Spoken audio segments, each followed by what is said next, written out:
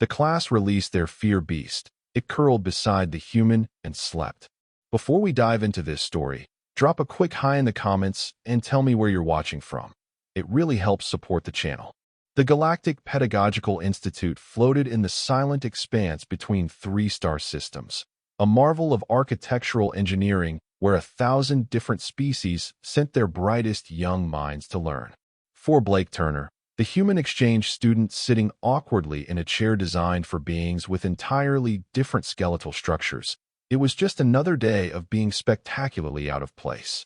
Blake had arrived at the Institute 3 months ago as part of humanity's first educational exchange program with the Galactic Council. Earth had only joined the interstellar community 18 months prior, and the Council had been cautiously optimistic about integrating human students into their prestigious academic institutions. The key word being cautiously. Humans were still an unknown quantity, a species whose psychology confounded the galaxy's best xenopsychologists, and whose behavior patterns defied the predictive models that had successfully categorized over 10,000 sentient species. The classroom where Blake currently sat was designed to accommodate 15 different body types simultaneously. The Velen students occupied fluid-filled spheres that hovered near the ceiling. The tour then, massive silicon-based beings, rested on reinforced platforms along the back wall. The Meraxians, delicate insectoid creatures, clung to specially textured vertical surfaces. And then there was Blake, sitting in what the Institute had optimistically labeled a universal humanoid chair, trying not to think about how the Velen students were staring at him through their translucent membranes with what he could only interpret as perpetual alarm. Professor Rendix, a Kaltorian with 4 eyes arranged in a diamond pattern across his elongated face, was midway through his lecture on advanced psychological defense mechanisms. The Kaltorians were one of the Council's founding species, known for their expertise in mental disciplines and psychological warfare.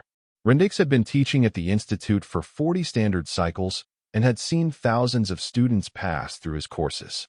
He had never, however, taught a human before. Blake was doing his best to take notes on his data tablet, but the lecture was dense with concepts that didn't translate well into human experience. The Kaltorians and many other species had evolved with innate psychic sensitivities that humans simply lacked.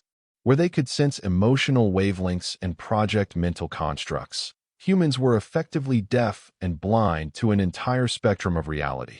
Then Professor Rendix said, his voice carrying through the translation devices everyone wore, "Today we will have a practical demonstration. I have arranged for a controlled exposure to a Class 2 fear construct. This is a standard exercise for advanced students to learn how to maintain mental discipline in the presence of psychologically destabilizing stimuli." A ripple of excitement moved through the classroom. The Velen students brightened in their spheres. The Meraxians clicked their mandibles in anticipation. Even the typically stoic Tor then shifted with interest. Blake just frowned, wondering what exactly a fear construct was and whether he should have read Chapter 17 more carefully. The fear beasts, as they are colloquially known, are psychic entities that exist in a semi-corporeal state, Rendix continued. They feed on and amplify negative emotional states, particularly fear and anxiety. In the wild, they are dangerous predators. Here, under controlled conditions, they serve as excellent training tools. The specimen we will observe today has been carefully screened and fitted with power limiters. You will experience discomfort, but you are in no actual danger. Blake raised his hand. Professor, I need to clarify something. When you say psychic entities, do you mean they have a physical form, or are they purely mental constructs? Rendix's 4 eyes all focused on Blake simultaneously, a disconcerting effect that Blake had not yet gotten used to. They occupy an intermediate state, human Blake. They have a physical manifestation, but it is sustained and shaped by their psychic nature. They appear differently to different observers, taking forms that are most effective at triggering fear responses in each individual species. That sounds like a shared hallucination, Blake said. Several students made sounds that their translators interpreted as nervous laughter. Rendix's facial tendrils stiffened, which Blake had learned meant the professor was choosing his words carefully. Your species' lack of psychic sensitivity makes these concepts challenging for you, human Blake. Perhaps it would be best if you observed from the shielded booth. Blake felt a flash of irritation. He had spent 3 months being treated like he was fragile or incompetent because humans didn't fit neatly into the galaxy's existing categories. I'd like to participate with the rest of the class, Professor, if that's permitted. Rendix was silent for a moment. Very well, but you must alert me immediately if you experience any distress. Humans are an unknown variable in this exercise. We have no data on how your species will respond to a fear beast. The professor moved to a control panel embedded in the wall and began entering commands. The lights in the classroom dimmed slightly, and a containment field shimmered into existence in the center of the room. Blake noticed that all the other students had shifted position, creating a rough circle around the containment area while maintaining a respectful distance.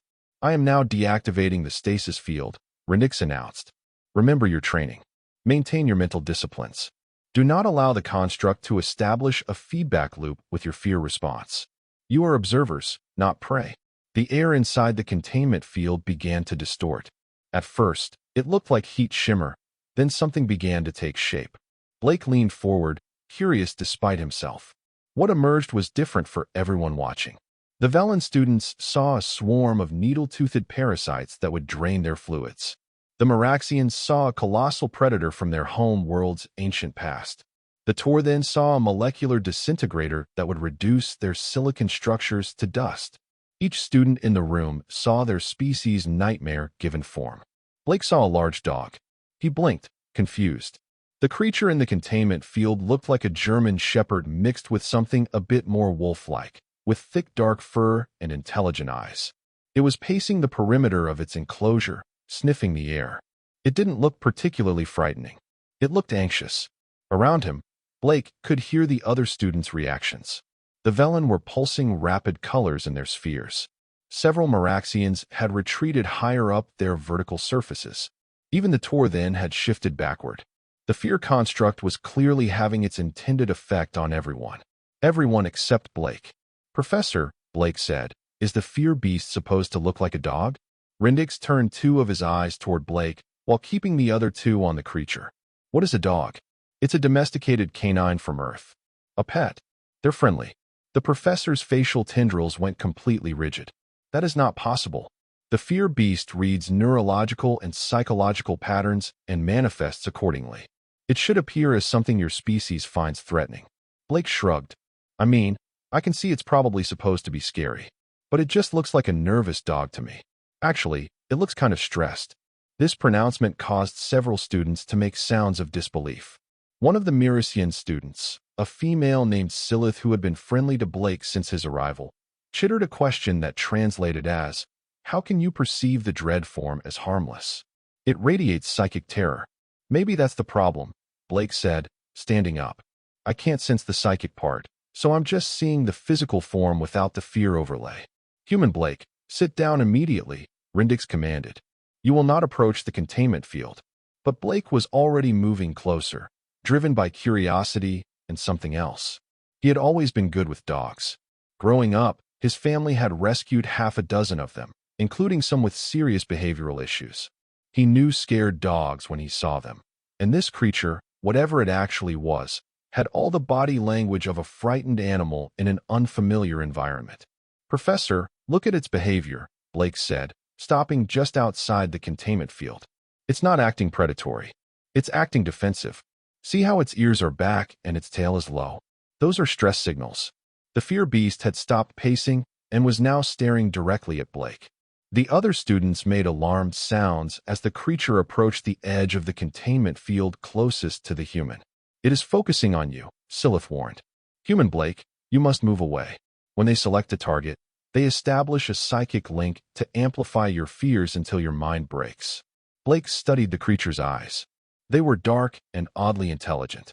There was none of the blank predatory stare he would expect from a dangerous animal. Instead, the beast looked almost curious. "I don't think it's trying to hurt me," Blake said. "Professor, what happens to these creatures when they're not being used for training exercises?" "They are kept in stasis," Rendix replied. "They are too dangerous to allow free movement. So they spend most of their time in suspended animation, locked in boxes, only let out occasionally to scare students?" "That is a reductive but essentially accurate summary. Yes. Blake looked back at the creature. That sounds like a miserable existence. No wonder it's anxious. Human Blake, your anthropomorphization of the fear beast is inappropriate. It is not a pet. It is a semi-sentient predator. But Blake wasn't listening anymore. He was remembering something his grandfather had taught him when he was 8 years old, trying to approach a rescue dog that had been abused by its previous owner. Move slow. Speak soft. Let them come to you. Show them you're not a threat. Blake sat down on the floor, cross-legged, about a meter from the containment field. The classroom erupted in alarmed sounds from multiple species. Professor Rendix started toward him, but Blake held up a hand. Just give me a minute, Blake said. I want to try something. This is highly irregular, Rendix protested, but he stopped moving. His academic curiosity was apparently warring with his duty of care for his students. Blake turned his attention to the fear beast and deliberately relaxed his posture. He had no idea if the creature could understand human body language, but stress responses were often universal among biological entities. He took a slow breath and then another, consciously lowering his heart rate the way his grandmother had taught him during meditation sessions. The fear beast tilted its head, an eerily dog-like gesture. Then it took one step closer to the edge of the containment field. Professor, I think you should deactivate the field, Blake said quietly. Absolutely not, Rendix responded immediately. That would be criminally irresponsible. It's not going to hurt me. You cannot possibly know that. Actually, I'm pretty sure I can. Look at it, Professor. Really look at it. It's not showing any aggressive behaviors. Silith scuttled down from her vertical perch, her mandibles clicking with agitation. Human Blake, I respect you greatly, but this is madness. The fear beast is reacting to your lack of psychic sensitivity. It does not know how to process your presence. That makes it more dangerous, not less. Or maybe it makes me less threatening, Blake countered. You said these things feed on fear and amplify it. But I'm not afraid. There's no fear for it to amplify or feed on. Maybe that's confusing to it. Maybe it's never encountered something that wasn't terrified of it before. The fear beast sat down. It was definitely dog-like now in its posture, sitting the way a trained dog would sit while waiting for a command. Its tail, which had been tucked low, was now in a neutral position. Remarkable, Professor Rendix said softly. His academic fascination was clearly winning over his concerns. In 40 cycles of working with fear constructs, I have never observed this behavior pattern. They are always agitated during manifestation, feeding on the ambient fear in the environment. But it appears to be calming in your presence, Human Blake. Blake kept his eyes on the creature. Can they communicate? Do they have language? They are considered semi-sentient. They have problem-solving intelligence and can understand simple commands from handlers who have established psychic dominance. But they do not have language as most species define it. How do you establish psychic dominance? Through a mental contest of wills. The handler must project absolute confidence and authority while suppressing all fear. It requires years of training. Blake smiled slightly. So basically, you have to be calm and assertive. Show them you're the pack leader. I do not understand your reference to packs, Rendix said. Dogs are pack animals. So were their ancestors, wolves. They have social hierarchies. If you act afraid, they sense weakness. If you're calm and confident, they respect that. It's not about dominance through fear. It's about trust and clear leadership. Blake slowly extended his hand toward the containment field, palm down, fingers relaxed. It was the gesture you used to let a strange dog sniff you, to introduce yourself in a non-threatening way. The fear beast's ears perked up.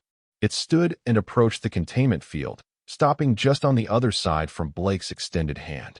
Up close, Blake could see that the creature's form was slightly translucent, shimmering at the edges. It definitely wasn't a normal biological entity, but its behavior was so familiar that Blake's instincts kept insisting it was just a dog. Professor, Blake said, still keeping his voice calm and quiet, I'd really like you to lower the containment field.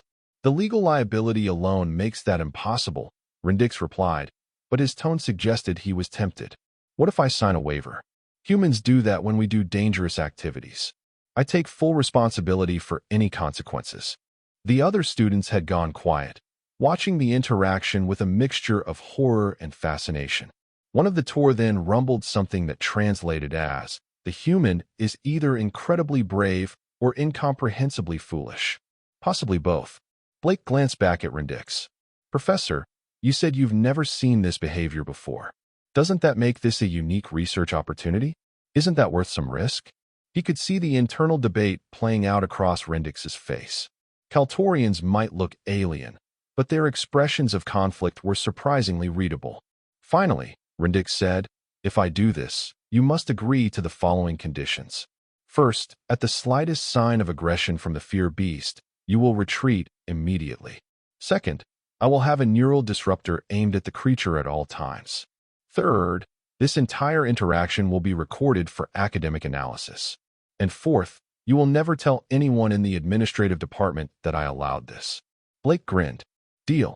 The professor moved to the control panel, his movements deliberate and slow. You understand, human Blake, that if this goes wrong, it will likely mean the end of human participation in the exchange program. The council is already nervous about your species' unpredictability. I understand, but I don't think it's going to go wrong. Rendix's facial tendrils quivered. I admire your confidence, even if I question your judgment. Deactivating containment field in 3, 2, 1. The shimmering barrier dissolved. For a moment, nothing happened. The fear beast remained sitting, staring at Blake. Blake remained sitting, hands still extended. The entire classroom held its collective breath across a dozen different respiratory systems. Then the fear beast stood and walked forward. It approached Blake's hand cautiously, its nose twitching. Blake kept perfectly still, letting the creature set the pace. This was the critical moment with nervous dogs. You had to let them choose to trust you. The fear beast sniffed Blake's hand. Its nose was cold and wet, exactly like a real dog's. Blake heard several students make sounds of amazement or alarm. He couldn't tell which. Slowly, carefully, Blake turned his hand over and gently scratched under the creature's chin. The fear beast's eyes closed. It leaned into the touch. And then it made a sound that Blake's translator helpfully rendered as content rumble, but which sounded remarkably like a dog's pleased groan. By the 9 moons of Kaltoria, Professor Rendix whispered, "It is exhibiting bonding behavior. That should not be possible." Blake continued the gentle scratching, moving to the spot behind the creature's ears. The fear beast's tail began to wag. Not a frantic wag, but a slow, relaxed movement. If Blake didn't know better, he would swear the creature was smiling. "Can I pet it more?" Blake asked. "I suppose at this point, refusing would be arbitrary," Rendix replied. His voice had taken on the slightly dazed quality of someone watching their understanding of reality get thoroughly revised. "Please proceed, but with caution." Blake used both hands now, stroking the fear beast's head and neck. The creature's fur felt strange, not quite solid, with an almost electric tingle to it. But the beast was clearly enjoying the attention, pressing against Blake's hands and making more contented sounds. "Human Blake," Silith called out, her voice filled with wonder, "what are you doing to it?" "The psychic fear radiation has almost completely dissipated. It is barely registering as a fear construct anymore." "I'm just petting it," Blake said, showing it some affection. "It's probably been treated as a dangerous monster its whole life. Maybe it just needed someone to be nice to it." The fear beast circled once, the way dogs do before lying down, and then settled itself on the floor next to Blake. It rested its head on Blake's lap and let out a long, contented sigh. Within seconds, its eyes closed and its breathing deepened into the rhythm of sleep. The classroom was utterly silent. 15 different species, representing some of the galaxy's most advanced civilizations, stared at the human student who had just made a feared psychic predator fall asleep like a tired puppy. Professor Rendix approached slowly, his neural disruptor still in hand but lowered. "This is unprecedented. I need to document everything. The readings I am getting from the fear beast indicate a complete shift in its neurological state. It has never been recorded sleeping outside of stasis. They are supposed to be incapable of genuine rest. Their nature as fear feeders keeps them in a constant state of agitation." Blake continued gently stroking the sleeping creature's head. "Maybe they're only agitated because everyone around them is afraid. Fear is probably like caffeine to them or something. But if there's no fear, maybe they can relax." "You are suggesting the fear beasts are trapped in a feedback loop of their own making," Rendix said slowly. "They generate fear, which sustains them, but also keeps them perpetually on edge. Your immunity to their psychic effects breaks that cycle. Blake nodded. On Earth, we've learned that a lot of animal behavior that looks aggressive is actually rooted in fear or stress. Predators can be dangerous, sure, but they're also just animals trying to survive. They're not evil. They're not monsters. They're just doing what their nature tells them to do. One of the tour then students rumbled forward, its massive form moving with surprising grace. Human, it said through the translator, its deep voice carrying a note of respect. Your species is very young in the galactic community. Yet you have just demonstrated something that our eldest civilizations have failed to understand in thousands of cycles. You have shown compassion to something we categorized as merely a tool or a threat. Blake looked up at the tour then, feeling slightly embarrassed by the praise. We're not that special. We just have a lot of experience with animals because we evolved alongside them. We domesticated wolves into dogs, wild cats into house cats, horses, cattle, chickens. We're used to the idea that something scary can become something friendly if you approach it the right way. The Mirasian student Silith had descended from her vertical perch and was creeping closer, her mandibles moving in a way Blake had learned indicated deep thought. Human Blake, she said, on my world, we have a saying. It translates roughly as true intelligence is knowing when to fight and when to befriend. I believe I am beginning to understand why the Council has been so curious about your species. You approach problems from angles we do not even perceive as possible. Blake smiled at her. Thanks, Silith. Though honestly, I'm just being myself. This doesn't feel brave or smart. It just feels right. The fear beast shifted in its sleep, pressing closer against Blake's leg. One of its paws twitched, and Blake wondered if fear beasts dreamed. The classroom had transformed from a place of academic tension to something more contemplative. Students who had been keeping their distance were now moving closer, drawn by curiosity and the evidence that the supposedly terrifying creature was harmless in Blake's presence. Professor Rendix was recording everything with multiple devices, muttering observations to himself. The psychic signature has completely stabilized. Cortical activity patterns suggest genuine REM sleep. Muscle tension is at minimal levels. This is extraordinary. The implications for our understanding of fear construct biology are staggering. Professor, Blake said, what's going to happen to it after this class ends?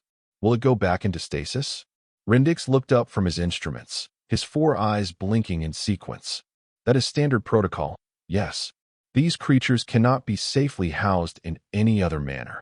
That seems cruel now, doesn't it? Blake said, we just proved it can be calm and peaceful under the right conditions. The professor's facial tendrils twitched with discomfort. Human Blake, I understand your compassion, but we cannot simply change millennia of established protocol because of one anomalous interaction. Why not? Blake challenged. Isn't that what science is supposed to do? Update our understanding based on new evidence? Before Rendix could respond, the fear beast stirred. Its eyes opened slowly, and it lifted its head from Blake's lap. For a moment, Blake worried he had pushed too hard, that his arguing with the professor had agitated the creature. But the fear beast simply yawned, showing rows of sharp teeth that should have been intimidating but somehow weren't, and then looked around the classroom with calm curiosity. Several students instinctively retreated, but the fear beast made no aggressive moves. Instead, it stood, stretched in a remarkably canine fashion, and then gently nuzzled Blake's shoulder before padding a few steps away. It sat down again, this time facing the rest of the class, its posture relaxed and alert in the way of a dog keeping an eye on its surroundings. It is maintaining proximity to you, Silith observed. Human Blake, I believe it has bonded to you specifically. That is consistent with pack behavior as you described it. It recognizes you as its pack leader. The tour then student spoke again.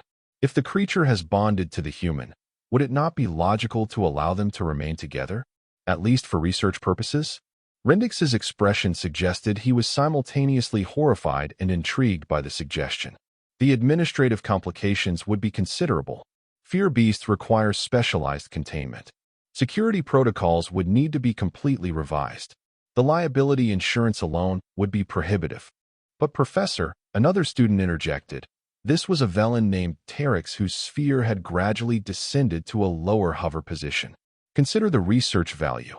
We could learn so much about fear construct psychology. And if human Blake is correct that their aggressive behavior is environmentally conditioned, we may be able to develop entirely new approaches to managing them. Blake seized on the support. I'd be willing to take responsibility for it. For him. We should probably give him a name. Actually, calling him and it seems rude if we're going to treat him like a person instead of a tool. You wish to name the fear beast, Rendix said flatly. Sure. How about Shadow? He's dark, kind of mysterious, and shadows aren't actually dangerous even though people fear them. The fear beast's ears perked up at the name, and he tilted his head again in that endearing way. Blake could have sworn the creature approved. Several students made sounds that the translator interpreted as amused approval. Even Professor Rendix's rigid facial tendrils seemed to relax slightly. Very well, he said. I will submit a proposal to the Academic Council. The precedent you are setting here is significant, Human Blake. If this is approved, you will be responsible for the first domesticated fear beast in galactic history. Just like humans domesticated wolves into dogs, Silith added. Perhaps this is another expression of your species' unique talent.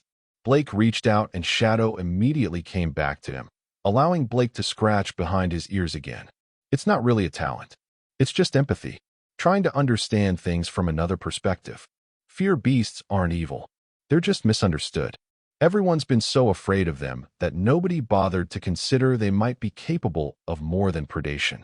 The remainder of the class period was spent documenting Shadow's behavior and running various non-invasive scans. The creature remained calm throughout, seemingly content as long as Blake stayed nearby. When other students approached, Shadow was wary but not aggressive, watching them carefully but not showing the fear amplification behavior he was known for. By the time class ended, word had spread throughout the institute. When Blake left the classroom with Shadow following at his heels like an obedient dog, they found themselves walking through corridors lined with curious students from dozens of species. Some maintained a fearful distance. Others moved closer, fascinated by the sight of a human casually strolling with a supposedly dangerous psychic predator. Blake's living quarters were in the humanoid wing of the institute, a section designed to accommodate species with roughly similar environmental needs. His room was modest, about 15 square meters, with a sleeping platform, study area, and small hygiene facility. It had not been designed to house a fear beast. Shadow entered the room cautiously, sniffing everything with intense interest. Blake watched, amused, as the creature investigated every corner, every piece of furniture, exactly like a dog exploring new territory. When Shadow finished his inspection, he returned to Blake and sat down, looking up expectantly. You hungry? Blake asked. Then he realized he had no idea what fear beasts ate. The literature described them as psychic predators that fed on emotions, but surely they needed physical sustenance too. He would need to research that. His data tablet chimed with an incoming message. It was from Professor Rendix, and attached was a temporary authorization allowing Blake to house Shadow in his quarters pending a full academic review. There was also a detailed care guide that had been hastily compiled from the Institute's records on fear beast biology. Blake skimmed the document. Fear beasts required a diet of protein-rich foods, preferably raw meat. They needed approximately 4 hours of sleep per cycle, though until today's demonstration, no one had observed one sleeping naturally. They were highly intelligent and required mental stimulation to prevent destructive behavior. The guide also included several stern warnings about maintaining security protocols and immediately reporting any aggressive behavior. Well, buddy, Blake said to Shadow, looks like we're roommates. Let's figure this out together. Over the following weeks, Blake and Shadow became an inseparable pair. The sight of them together became common throughout the institute, though it never quite stopped being remarkable. Blake attended his classes, and Shadow came with him. The creature's presence caused some initial disruption, but as students and faculty observed Shadow's calm behavior, the anxiety gradually decreased. Professor Rendix's class became the most popular course at the institute. Students from other sections requested transfers just to observe the ongoing study of Shadow's behavior. The professor, initially reluctant about the entire situation, had become thoroughly engrossed in the research. He published 3 papers in the first month alone, and there was talk of a complete revision of galactic understanding regarding fear construct biology. Blake learned that Shadow was far more intelligent than anyone had suspected. The creature could understand complex commands, demonstrated problem-solving abilities, and showed a remarkable capacity for learning. Blake taught him tricks, the same kind he would teach a dog, and Shadow picked them up quickly. Sit, stay, come, roll over. Shadow mastered them all. But more than that, Shadow seemed to understand emotions in a deep way that went beyond mere psychic sensitivity. When Blake was stressed about exams, Shadow would press against him, offering comfort. When Blake was happy, Shadow's tail would wag with shared joy. The creature was not just calm in Blake's presence. He was affectionate, loyal, and protective. That protectiveness became evident during an incident in the Institute's central cafeteria. Blake was getting food from the synthesis station when a group of Krillian students, massive reptilian beings known for their aggressive temperament, began making comments about humans. They were not overtly hostile, but their tone was mocking, questioning why such a weak species had been granted council membership. Blake tried to ignore them, but the Krillians moved closer, surrounding him in a way that was clearly meant to intimidate. They did not touch him, but their body language was threatening. Blake felt his heart rate increase, that primal fight-or-flight response kicking in even though he knew he was safe in the Institute. Shadow, who had been lying near Blake's usual table, immediately stood. The transformation was startling. The calm, friendly creature vanished, replaced by something that suddenly looked very much like the psychic predator everyone feared. Shadow's form seemed to grow darker, more solid. His eyes glowed with an eerie light. The temperature around him dropped noticeably. The Krillians froze. One of them made a choking sound. Shadow stalked forward, placing himself between Blake and the Krillians, and the psychic pressure he emitted was palpable even to Blake's insensitive human mind. It felt like weight pressing down on his chest, like the air before a thunderstorm, heavy with potential violence. Back off, Blake said firmly to the Krillians. You're scaring him, and you really don't want to see what happens when he's actually scared. The Krillians retreated rapidly, nearly trampling other students in their haste to get away.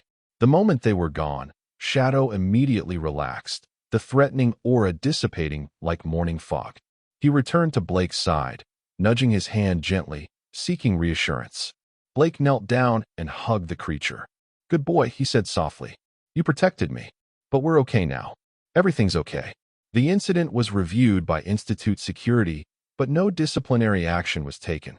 The surveillance footage clearly showed the Krillians initiating the confrontation, and Shadow's response, while dramatic, had resulted in no actual harm.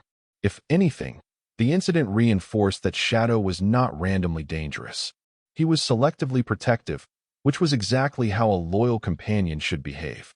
The Krillians, for their part, filed a formal apology to Blake.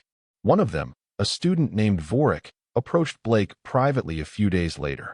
Human Blake, Vorik said, his translator carrying a note of sincere contrition, I wish to express my shame for my behavior. I was foolish and prejudiced. Your companion showed me the error of my thinking. He is a fierce protector, but only because you are worth protecting. That speaks well of you both. Blake accepted the apology, and Vorik became an unlikely friend. It turned out that Krillian culture highly valued loyalty and strength, and they respected Blake for having such a formidable companion who was also completely devoted to him. As the academic term progressed, Blake's experience with Shadow began influencing thinking across the Institute and beyond. Professor Rendix presented their findings at a major galactic conference on xenobiology, and the response was explosive. Universities and research institutions across dozens of worlds wanted to study the human fear-beast bond. The Institute received requests from handlers who worked with fear beasts in various capacities, asking if Blake's techniques could be taught to others. Blake gave several lectures, feeling absurdly out of place as a first-year student addressing tenured professors and renowned researchers. But he tried to share what he knew, emphasizing that it wasn't about special techniques. It was about empathy, patience, and approaching fear beasts as intelligent beings deserving of respect rather than tools to be controlled or threats to be contained. Not everyone was convinced.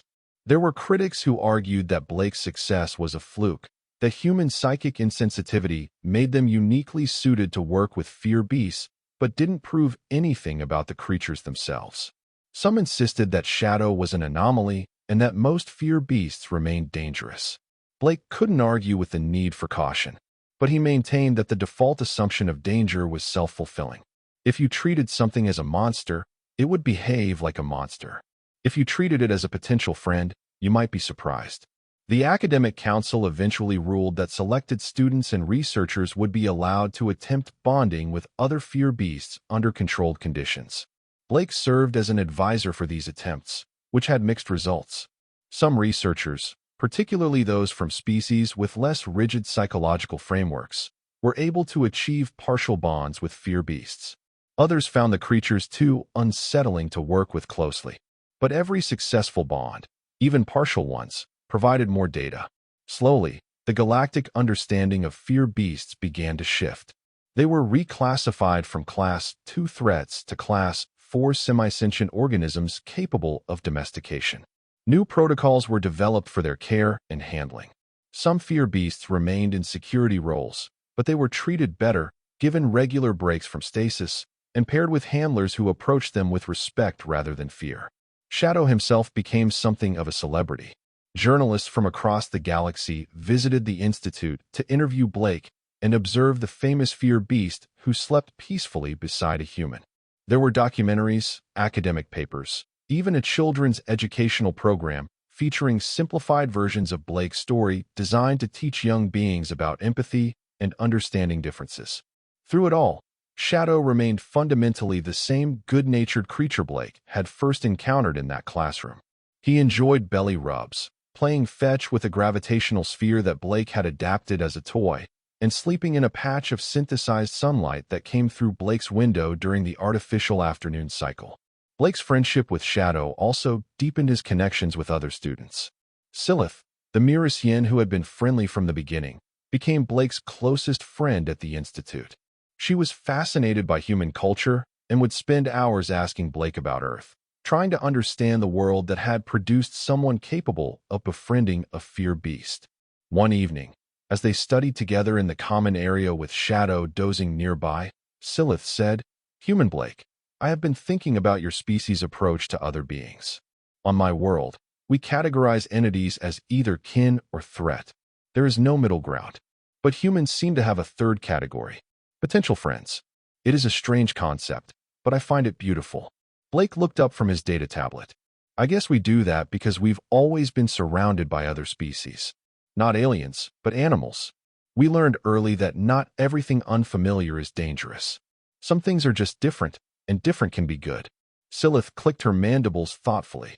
"The galaxy is very old, Human Blake. Many species have forgotten how to see potential where they once saw only threat. Your people are young and still remember. Perhaps that is humanity's gift to the galactic community, reminding us how to be curious instead of afraid." Blake smiled. "That's a nice thought.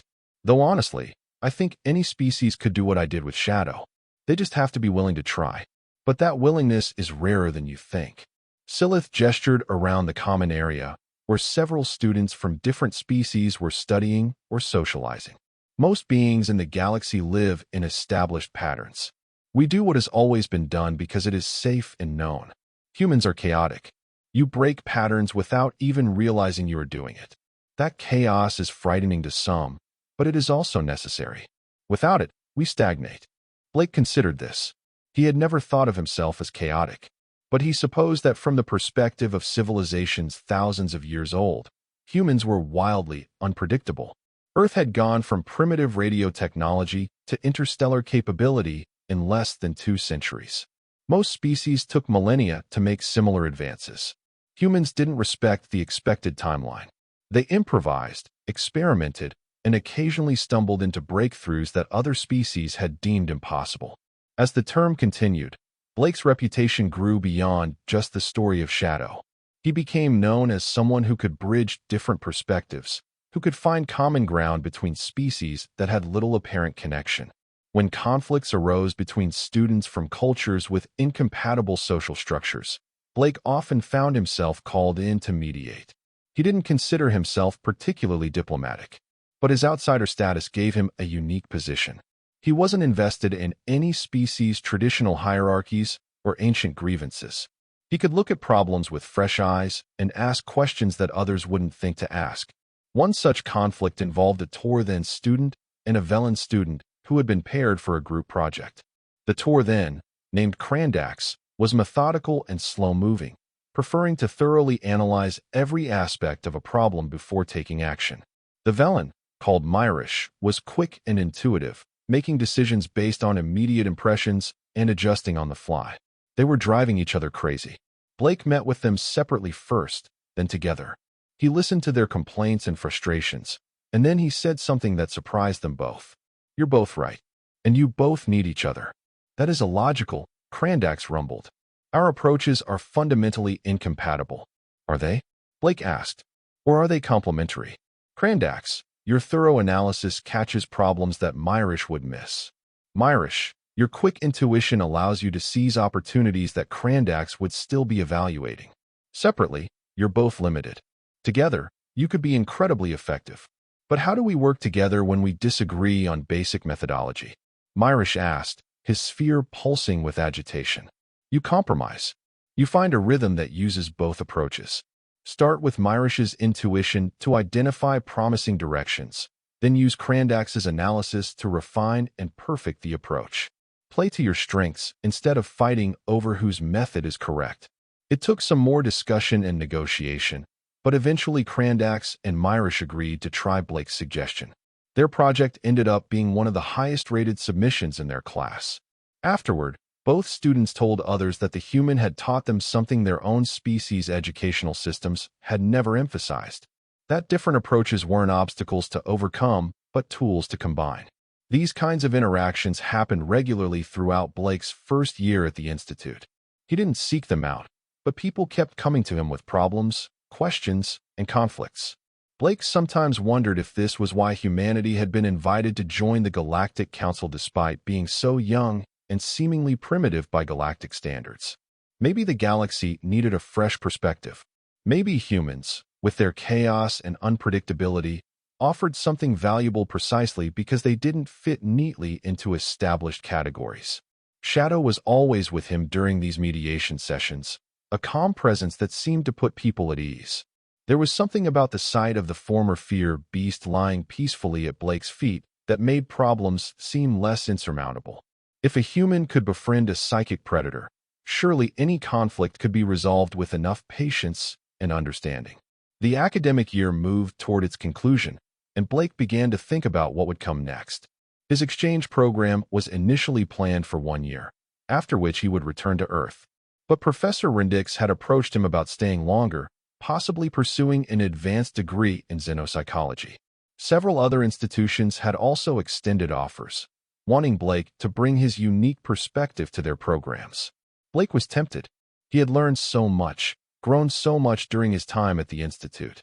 And he had made genuine friends here, connections that crossed species boundaries in ways that would have seemed impossible a year ago.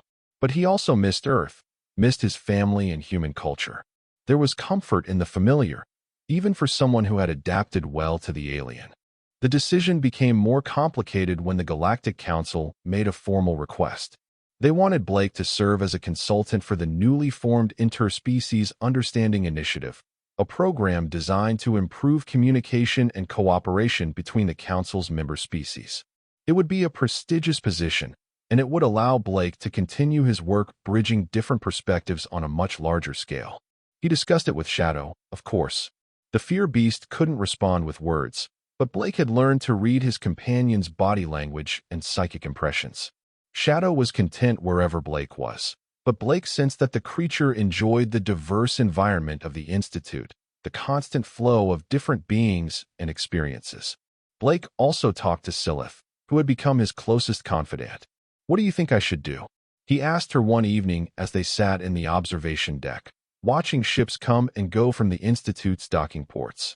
"I think," Silith said carefully, "that you should consider what brings you joy. You have done much good here, human Blake. You have changed how the galaxy thinks about fear beasts, about cooperation, about the value of different perspectives. But you are also young. You should not feel obligated to sacrifice your own wishes for the sake of others' expectations. Blake appreciated her honesty. That's wise advice. But I'm not sure what I want yet. Part of me wants to go home, but part of me feels like my work here isn't finished. Perhaps it does not need to be one or the other. Humans are explorers, yes? You voyage out, then return home, then voyage out again. Maybe you simply need to go home for a time, to reconnect with your origins. The galaxy will still be here when you are ready to return. Before Blake could respond, Shadow's head lifted abruptly. The fear beast was suddenly alert, his ears forward and his body tense. Blake recognized the posture. Shadow sensed something wrong. A moment later, alarms began blaring throughout the station. Emergency lighting activated, bathing the corridors in harsh red light. An automated announcement stated that all students should proceed to designated shelter areas immediately. There was a security breach in progress. Blake and Silith stood quickly. What kind of breach? Silith asked, her mandibles clicking with anxiety. They didn't specify, Blake said. But we should move. Come on. They joined the flow of students moving through the corridors toward the nearest shelter. Shadow stayed close to Blake, his protective instincts clearly activated. Around them, students from dozens of species moved with varying degrees of panic or calm, depending on their cultural responses to danger. Blake tried to stay focused on getting to safety, but his mind was racing. What kind of security breach would trigger this level of response? The Institute had extensive defenses. It was considered one of the safest locations in the galaxy. They had almost reached the shelter when they heard screaming ahead. The crowd of students suddenly reversed direction, fleeing back the way they had come. Blake grabbed Silith to keep her from being trampled, and Shadow positioned himself as a barrier, his solid form protecting them from the crush of panicked beings. What's happening? Blake shouted over the chaos. One of the tour then students stopped long enough to boom out, "Fear beasts. Multiple specimens. The containment facility has been breached. They are loose in the station." Blake's blood ran cold. The Institute housed dozens of fear beasts for research and training purposes. If they had all been released simultaneously, with students panicking and generating intense fear, the creatures would become uncontrollably aggressive. It would be a massacre. "We need to help," Blake said to Silith. The Meraxian's mandibles spread wide in distress. "Human Blake, we should get to shelter. Even you cannot calm multiple fear beasts simultaneously." "Maybe not, but I have to try." Blake pushed against the flow of fleeing students, with Shadow at his side and Silith reluctantly following. As they moved closer to the containment facility, the psychic pressure increased. Even Blake, with his limited sensitivity, could feel it now. A crushing weight of fear and aggression that made it hard to breathe. They rounded a corner and saw the scene. 3 fear beasts, all larger than Shadow, were in the corridor. They had cornered a group of students who were frozen in terror against a wall. The fear beasts were not attacking yet, but they were feeding on the students' fear, growing more substantial and threatening with each passing second. Their forms flickered between different nightmare shapes, adapting to terrorize each observer individually. The students were too paralyzed to run. The feedback loop was already established. The fear beasts would continue to amplify the students' terror until their minds broke or until the creatures decided to attack physically. Blake didn't hesitate. He stepped forward into the corridor and shouted, "Hey, over here." All 3 fear beasts turned toward him. For a moment, Blake questioned his sanity. These weren't like Shadow, who had been contained and relatively calm. These were fear beasts in full predator mode, high on the intense fear they were generating. Shadow moved forward to stand beside Blake, and the message was clear. These were his pack, his territory. The other fear beasts regarded Shadow with something Blake interpreted as confusion. Why was one of their kind calm? Why was he standing with the human instead of feeding on the available fear? Blake forced himself to breathe slowly, to project calm the way he had practiced. He thought about his grandfather's lessons, about how fear was often just misunderstanding. These creatures were not evil. They were trapped in their nature, prisoners of their own abilities. But if he could break the feedback loop, maybe he could reach them the way he had reached Shadow. "You don't have to do this," Blake said, keeping his voice steady. "I know you're just doing what your instincts tell you. But there's another way. You don't have to be afraid. We don't have to be afraid of you." One of the fear beasts took a step toward Blake. It was massive, its form shifting between something reptilian and something insectoid, settling on a shape that was amalgamation of multiple predatory features. Its psychic pressure was intense, trying to establish dominance, trying to find Blake's fear and amplify it. Blake felt the pressure but refused to give in to it. He thought about Shadow sleeping peacefully on his bed. He thought about all the times over the past months when others had been afraid and he had shown them there was no need for fear. He channeled that certainty, that confidence, and projected it back at the fear beast. The creature hesitated. Its form flickered, uncertain. Shadow made a low rumble, not threatening, but communicative. Blake didn't understand the psychic language, but the meaning seemed clear. Shadow was vouching for Blake, telling the other fear beasts that the human was not prey, was not a threat, was something different. A second fear beast approached, this one smaller and more wolf-like in appearance. It sniffed toward Blake, testing. Blake slowly extended his hand, the same gesture he had used with Shadow months ago. The same gesture that had started everything. The wolf-like fear beast came closer. Its eyes were wild, still caught in the aggression of the hunt. But Blake could see uncertainty there too. These creatures had never encountered anything that wasn't afraid of them. Blake's calm was a new variable in their reality. "It's okay," Blake said softly. "You're safe. I'm not going to hurt you. You don't need to hurt anyone." The fear beast sniffed Blake's hand. Behind him, Blake could hear Silith making sounds of amazement and terror. The corridor had gone quiet except for the soft sounds of breathing and the hum of the station's systems. The wolf-like fear beast licked Blake's hand. It was a tentative gesture, curious rather than affectionate. But it was enough. Blake gently scratched under the creature's chin, the same way he did with Shadow. The beast's eyes closed briefly, and when they opened again, they were calmer. One down, two to go. The third fear beast was the largest, and it was not convinced. It paced back and forth, its form shifting more rapidly, trying different shapes, as if searching for something that would frighten Blake. Nothing worked. Blake had faced his fears long ago and had learned they had no real power except what he gave them.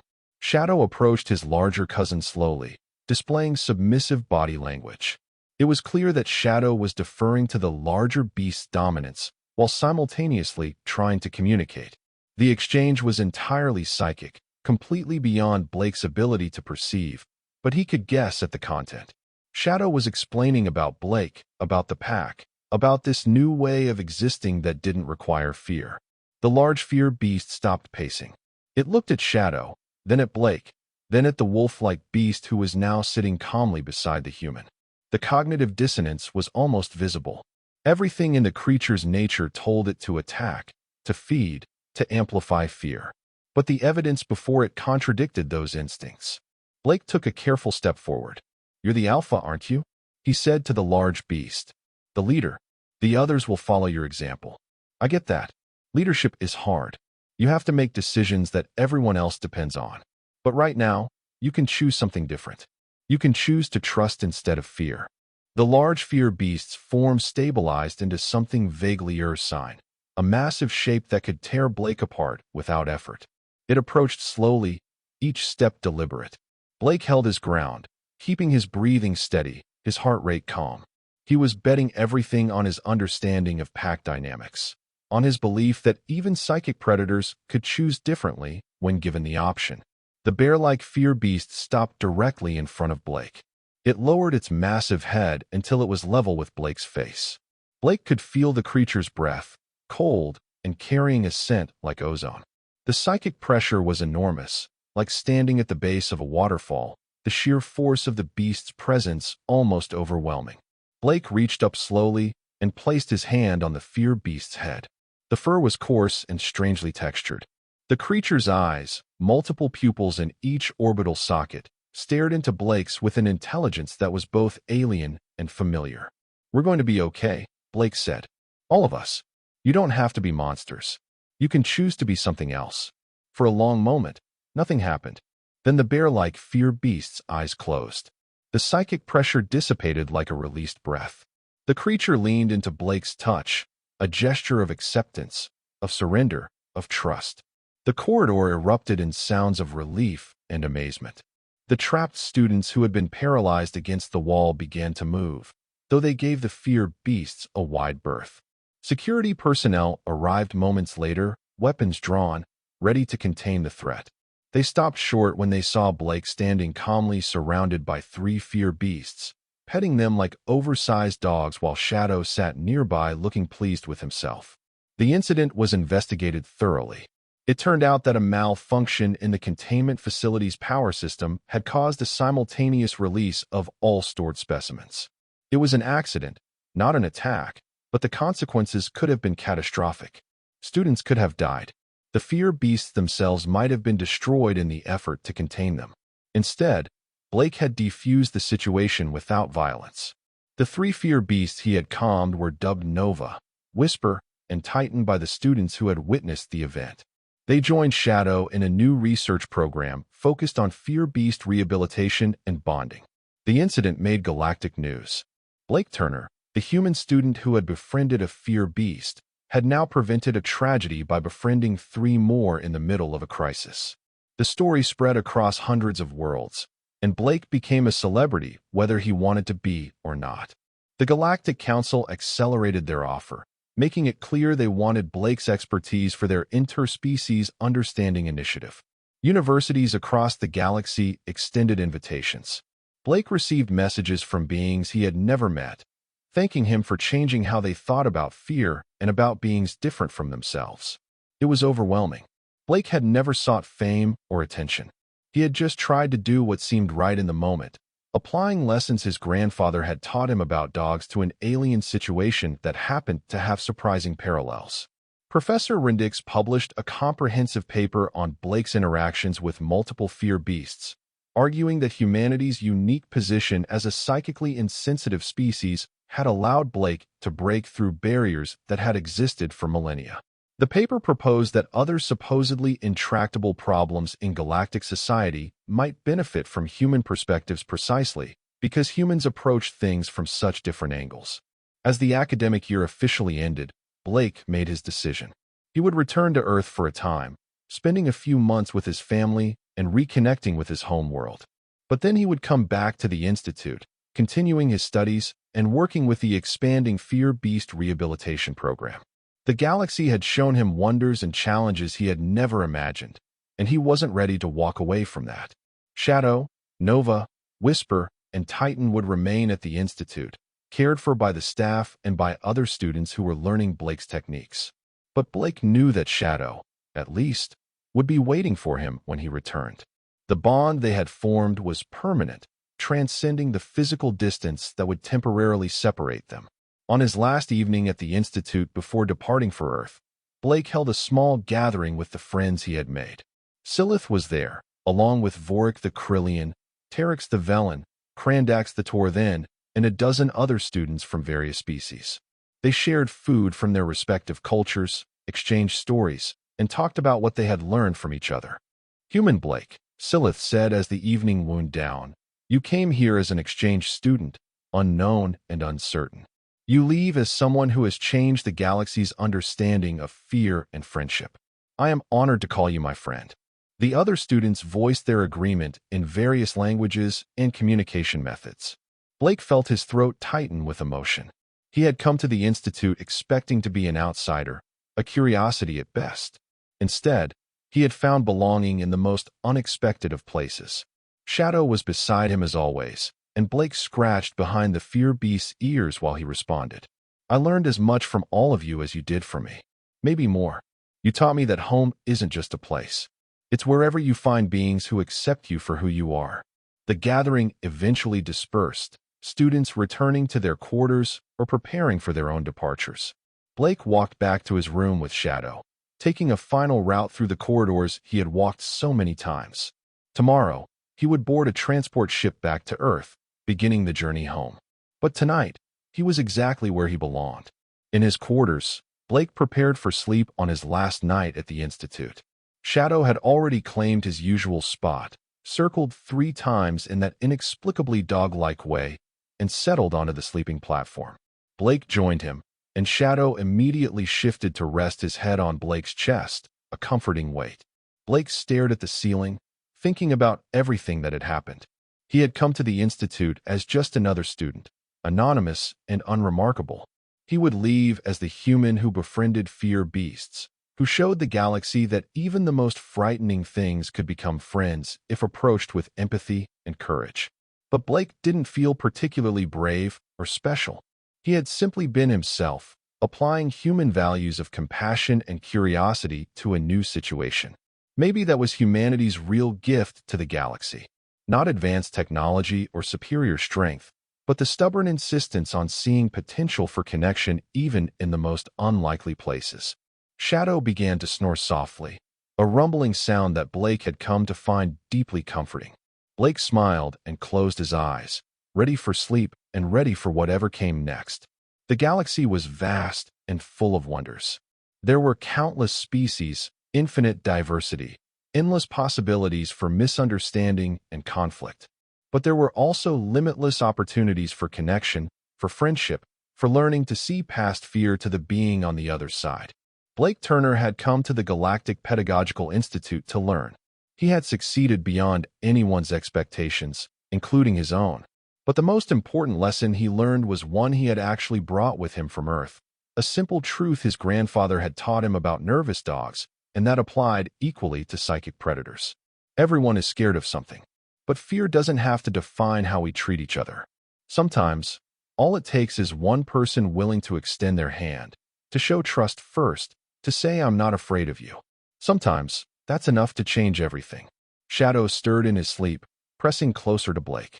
Outside the window, ships continued their eternal dance through the darkness between stars, carrying beings from 1,000 worlds to meet, to learn, to grow. And in a small room in the humanoid wing of the Institute, a human and a fear beast slept peacefully together, proving that the universe's greatest divides could be bridged with nothing more than patience, empathy, and the courage to see beyond fear. Blake returned to Earth 6 weeks later, though it felt both longer and shorter than that. The journey gave him time to think, to process everything that had happened during his year at the Institute. He spent hours writing in his journal, documenting not just events, but his feelings and reflections. By the time the transport ship entered Earth's solar system, Blake had filled nearly 200 pages with observations about galactic culture, xenopsychology, and his own growth.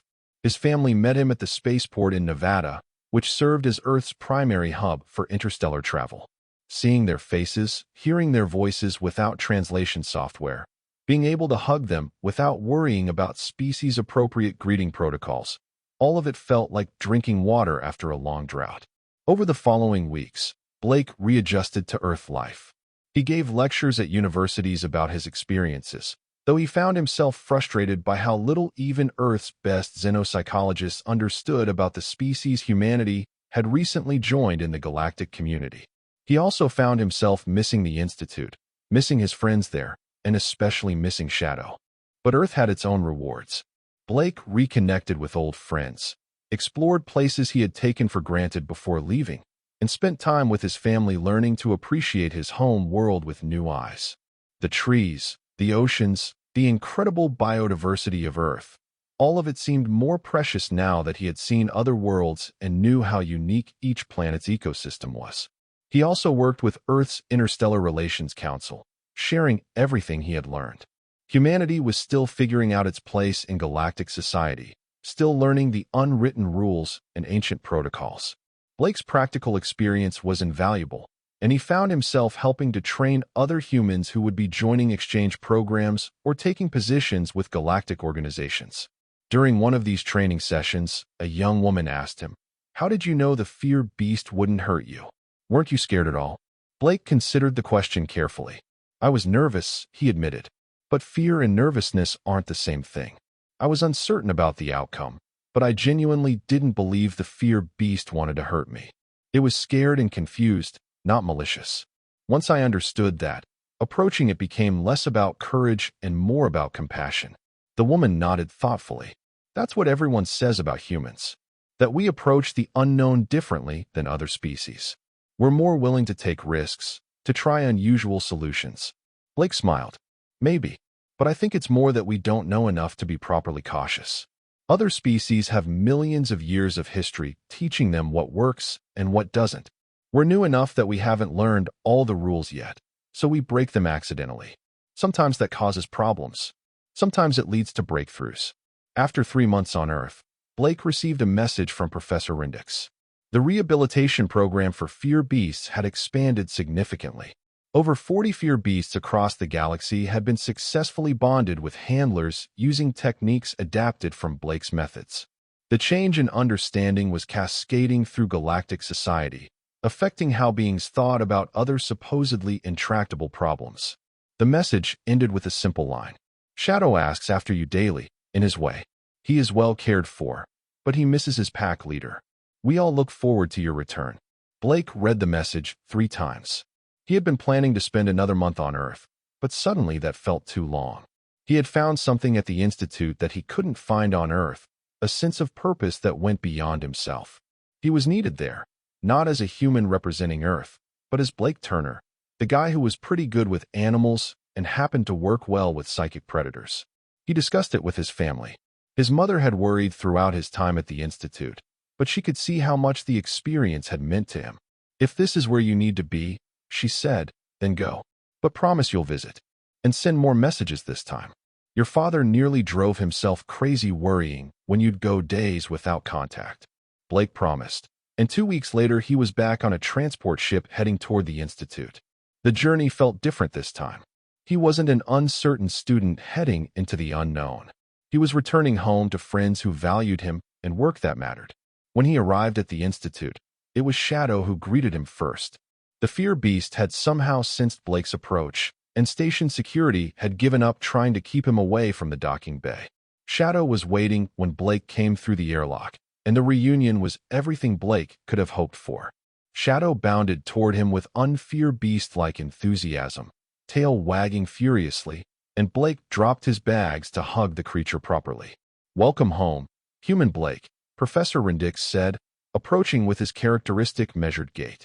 Your return has been much anticipated. We have much to discuss regarding the expansion of the rehabilitation program. Blake smiled, still holding Shadow. It's good to be back, Professor. I've missed this place. And we have missed you. Your absence made clear how much your presence had become integral to the Institute's culture.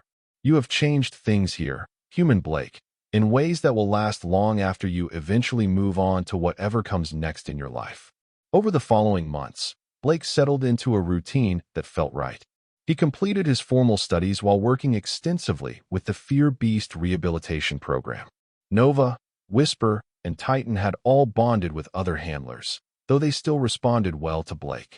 More fear beasts were brought to the Institute for evaluation and potential rehabilitation, and Blake trained others in his techniques while continuing to refine his own understanding.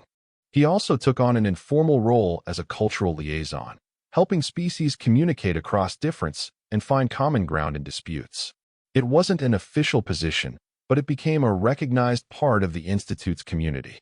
When problems arose that seemed unsolvable through conventional means, people came to Blake, trusting his outsider perspective to find solutions others missed. One of the most significant developments came when the Galactic Council formally established the Interspecies Understanding Initiative that Blake had been invited to join. The program brought together beings from different worlds to study cooperation, communication, and conflict resolution. Blake was invited to join as one of the founding fellows, a position that would allow him to continue his work on a much larger scale. He accepted, though it meant expanding his responsibilities significantly. The Institute became his home base, but he began traveling to other worlds, visiting council chambers, and working with organizations across the galaxy. Shadow went with him everywhere, the fear beast's presence serving as a living symbol of what could be achieved when beings looked past fear to find connection.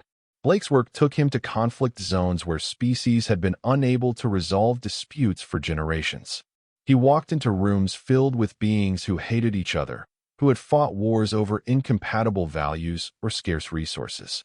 And somehow, he helped them find paths forward, not by imposing solutions, but by asking questions that made them reconsider their assumptions. On one world, 2 species had been locked in a territorial dispute for 3 centuries. The Nalith were subterranean miners who valued the planet's rich mineral deposits. The Seraphim were aerial beings who treasured the planet's unique atmospheric currents. They both claimed the world as sacred to their cultures, and neither would compromise. Blake arrived with Shadow, listened to both sides present their cases, and then asked a simple question. Have you ever considered that you're not actually competing for the same things? The Nalith want what's below the ground. The Seraphim want what's above it. Why can't you both have what you value? The question hung in the air. Representatives from both species looked at each other with something resembling embarrassment. It's not that simple, the Nalith representative finally said. There are complexities you don't understand, human. Maybe, Blake agreed. But sometimes we make things more complex than they need to be because we're so focused on winning that we forget to ask if there's a way for everyone to win. It took months of negotiation, and Blake's initial question wasn't a complete solution by itself. But it shifted the conversation, opened a space for creative thinking that hadn't existed before. Eventually, the Nalith and Seraphim reached an agreement. They would share the world, with protocols in place to ensure mining operations didn't disrupt atmospheric patterns and aerial activities didn't interfere with underground excavations. Blake attended the signing ceremony, watching beings who had been enemies for generations share formal greetings and expressions of mutual respect. Afterward, the Nalith representative approached him. Human Blake Turner, you have given our species something we thought we had lost. Hope that peace was possible. We are in your debt. Blake shook his head. I didn't create the peace. You did. I just asked a question. You're the ones who had the courage to try something different. But asking the question was the difficult part. We were so entrenched in our positions that we could not see alternatives.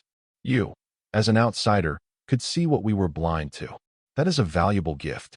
Similar patterns played out across the galaxy. Blake became known as someone who could help when everything else had failed. He never claimed to have all the answers, but he had learned to ask the right questions, to look for the assumptions people weren't examining, to find the fear underlying conflicts and address it directly. And through it all, Shadow was there. The fear beast had become more than just Blake's companion. He was a symbol, a proof of concept, a reminder that the galaxy's most fundamental assumptions could be wrong. If a fear beast could become a loyal friend, what other supposed impossibilities might actually be achievable? Years passed. Blake completed his formal education, earned advanced degrees in xenopsychology and intercultural communication, and took on increasingly prominent roles in galactic diplomacy. He never forgot his roots as an awkward exchange student who had accidentally revolutionized the galaxy's understanding of fear beasts. That experience remained his touchstone, the reminder that sometimes the most important breakthroughs come from simply being willing to extend trust where others see only threat. The Institute established the Turner Fellowship in his name, a program that brought together students from different worlds to study cooperation and understanding.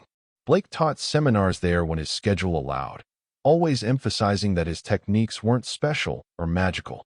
They were just the application of basic empathy and a willingness to see beyond surface differences. Shadow aged gracefully, remaining healthy and active far longer than standard projections for fear beasts had predicted. Blake suspected that the bond they shared, the stable environment and genuine affection, contributed to Shadow's longevity. The creature who had once been considered a semi-sentient predator now lounged in diplomatic chambers, attended high-level council meetings, and charmed beings from 1,000 worlds with his gentle demeanor. On the 10th anniversary of the day Blake had first met Shadow, the Institute held a celebration. It had become an unofficial holiday, a commemoration of the moment that had changed galactic understanding of an entire species. Students and faculty gathered, and Blake gave a speech, though he had never been entirely comfortable with public speaking. 10 years ago, he said, standing before an audience of beings who came from worlds he had never imagined as a child on Earth, I walked into Professor Rendix's class and met a creature that everyone thought was a monster. I didn't do anything heroic. I just saw a scared animal and responded with the kindness my grandfather had taught me. But that simple act taught all of us something important. Fear is a choice. Understanding is a choice.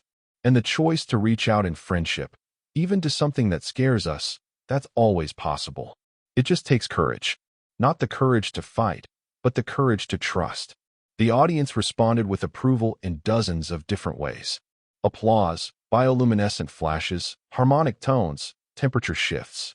Shadow, sitting beside Blake as always, wagged his tail, apparently pleased by the positive attention. Professor Rendix, who had retired from active teaching but remained at the Institute as an emeritus researcher, approached after the ceremony. "Human Blake," he said, his four eyes glimmering with what Blake had learned to recognize as Kaltorian emotion. "When you first enrolled in my class, I thought you would be a curiosity at best. A difficult challenge more likely. Never did I imagine you would become one of the most influential beings in modern galactic history." Blake laughed. "I think that's an exaggeration, Professor. I just befriended a dog." "Well, a psychic predator that looked like a dog to me. You befriended more than Shadow. You befriended all of us, in a way. You showed us how to befriend ourselves, how to move past our own fears and assumptions. That is the real gift you have given the galaxy." Blake looked at Shadow, who looked back at him with those intelligent dark eyes. "Maybe, but I couldn't have done any of it without him. Shadow was the one who chose to trust me first. He's the real hero of this story." Shadow's tail wagged harder, and several beings in the crowd made sounds that translators rendered as affectionate laughter. In that moment, surrounded by friends from countless worlds, with the creature who had changed his life sitting faithfully beside him, Blake felt a profound sense of contentment. The galaxy was still full of problems.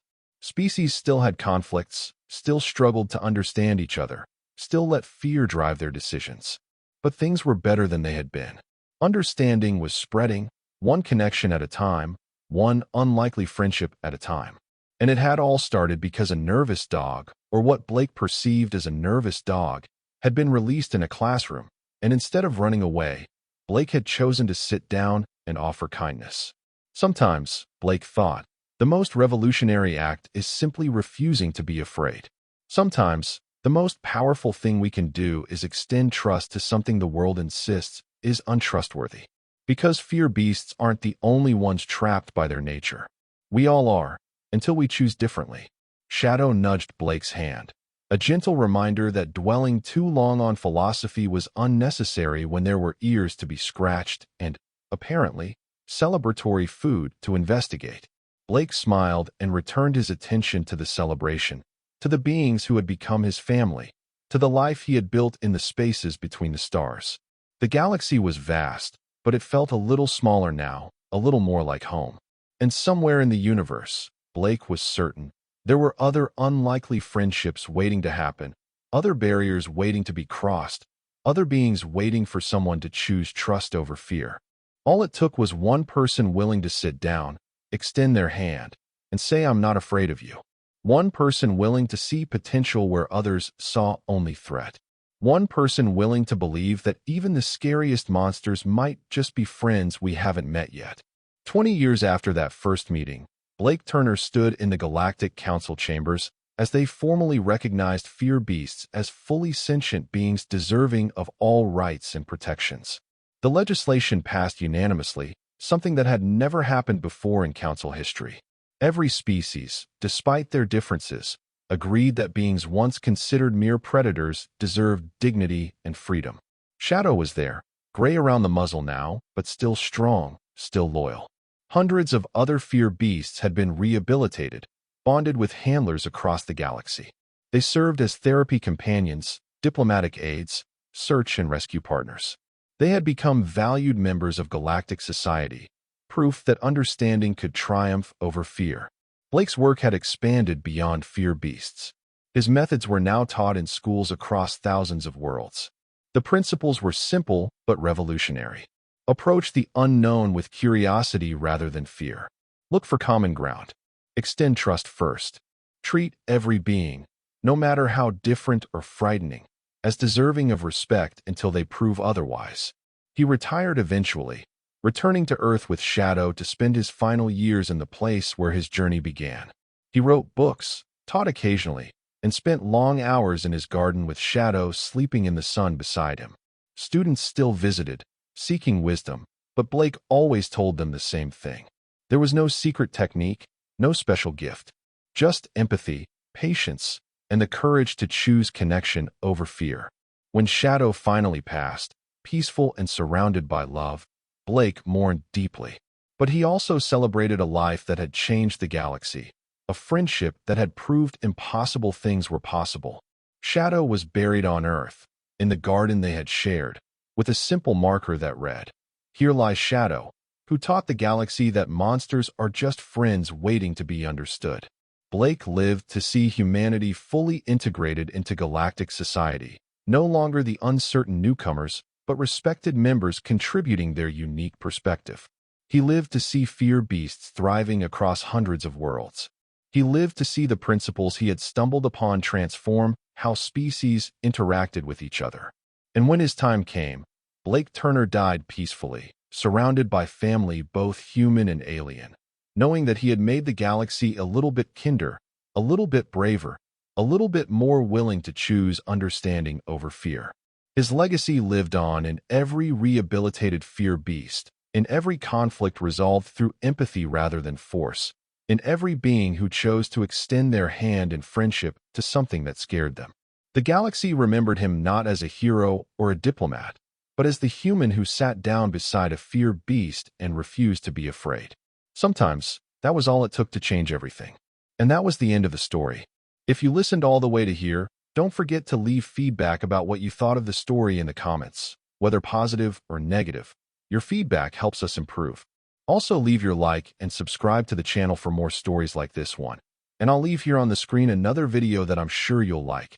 Big hug, and see you in the next story.